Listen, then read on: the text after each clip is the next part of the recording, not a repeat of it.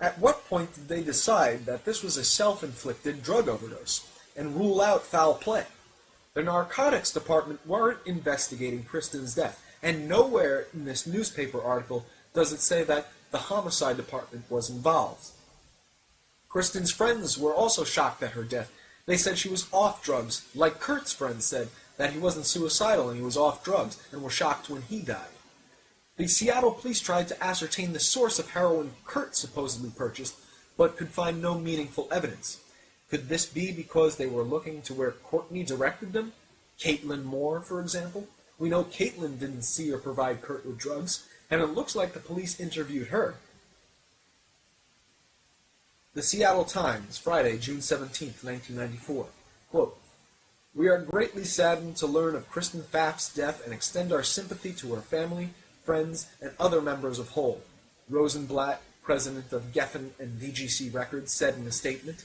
Quote, "This is all the more tragic because she had gone through a drug rehabilitation program this winter and was in the process of moving back to Minneapolis to be with old friends until the Whole tour resumed."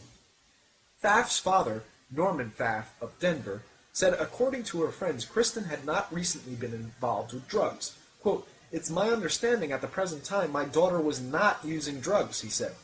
That sentiment was echoed by the band's drummer, Patty Schmel, who said she didn't think Pfaff had used drugs since being in treatment last winter. Quote, "It was an accident," she said. "She loved life, and this shouldn't have happened. She was an amazing musician and a very beautiful person." Pfaff's father said he was told his daughter took a bath about 9 p.m. Wednesday night, and when her friend Paul Erickson, a member of the group Hammerhead, checked on her, he thought he heard her snoring. Quote, "It was common for her to fall asleep in the bathtub," Pfaff said. Erickson didn't think anything about it and went to bed. About 9:30 a.m. yesterday in the newspaper article, Erickson forced open the bathroom door, and the singer was dead, her father said. He said Eric Erlandson, another member of Whole, also had been at the apartment Wednesday night. Both said there was nothing in Kristen Pfaff's mood to indicate any problem. In the days after Cobain's death, Love publicly denounced the drug trade there, saying Seattle police were not doing enough to stem the availability of heroin.